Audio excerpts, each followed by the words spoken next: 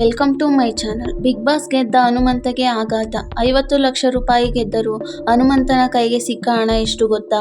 ಹೌದು, ಉತ್ತರ ಕರ್ನಾಟಕದ ಹುಲಿ Hanumantha Bigg Boss Kannada season 11ರ ವಿನ್ನರ್ ಆದ ಸುದ್ದಿ ಕೇಳಿ ಪಟಾಕಿ ಸಿಡಿಸಿ ಸಂಭ್ರಮಿಸಿದ್ದಾರೆ ಕನ್ನಡಿಗರು.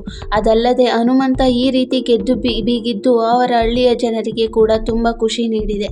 ಬಡತನ ಮತ್ತು ಕಷ್ಟ ನೋಡಿಕೊಂಡೇ ಬೆಳೆದು ಬಂದ ಉತ್ತರ ಕರ್ನಾಟಕದ ಹುಲಿ ಹನುಮಂತ ಇದೀಗ ಬಿಗ್ ಬಾಸ್ ಗೆದ್ದು 50 ಲಕ್ಷ ರೂಪಾಯಿ ತಮ್ಮದಾಗಿಸಿಕೊಂಡಿದ್ದಾರೆ. ಆದರೆ ಅಸಲಿಗೆ ಹನುಮಂತನ ಕೈಗೆ 50 ಲಕ್ಷ ರೂಪಾಯಿ ಸಿಗಲ್ಲ. ಅಂದಹಾಗೆ ಬಿಗ್ ಬಾಸ್ ಕನ್ನಡ ಸೀಸನ್ 11ರಲ್ಲಿ ಹನುಮಂತು 50 ಲಕ್ಷ ರೂಪಾಯಿ ಗೆದ್ದಿದ್ದರೂ ಕೈಗೆ ಸಂಪೂರ್ಣ ಹಣ ಸಿಗುವುದಿಲ್ಲ. ಬಹುಮಾನ ಮೊತ್ತಕ್ಕೆ ಕೇಂದ್ರ ಸರ್ಕಾರದಿಂದ ಬರೋಬ್ಬರಿ ಶೇಕಡಾ 30ರಷ್ಟು ಟ್ಯಾಕ್ಸ್ ಹಾಕಲಾಗುತ್ತದೆ. ಈ ಕಾರಣಕ್ಕೆ ಇದೀಗ ಹನುಮಂತ ಭರ್ಜರಿ 50 ಲಕ್ಷ ರೂಪಾಯಿ ಗೆದ್ದರೂ ಅದರಲ್ಲಿ ಕೈಗೆ ಸಿಗುವುದು 35 ಲಕ್ಷ ರೂಪಾಯಿ ಮಾತ್ರ. ಯಾಕಂದರೆ ಈ 50 ಲಕ್ಷ ರೂಪಾಯಿಯಲ್ಲಿ 15 ಲಕ್ಷ ರೂಪಾಯಿ ಹಣ ಹನುಮಂತ ಟ್ಯಾಕ್ಸ್ ರೂಪದಲ್ಲಿ ಕೇಂದ್ರ ಸರ್ಕಾರಕ್ಕೆ ಕಟ್ಟಬೇಕು. ಹೀಗಾಗಿ ಈ ವಿಚಾರವಾಗಿ ದೊಡ್ಡ ಚರ್ಚೆ ಶುರುವಾಗಿದೆ. ಒಟ್ನಲ್ಲಿ ಪದೇ ಪದೇ ತೆರಿಗೆ ವಿಚಾರವಾಗಿ ದೊಡ್ಡ ಚರ್ಚೆಗಳು ನಡೆಯುತ್ತಿದ್ದು, ಅದೇ ರೀತಿ ಈಗ ಹನುಮಂತು ವಿಚಾರದಲ್ಲೂ ಚರ್ಚೆ ನಡೆಯುತ್ತಿದೆ.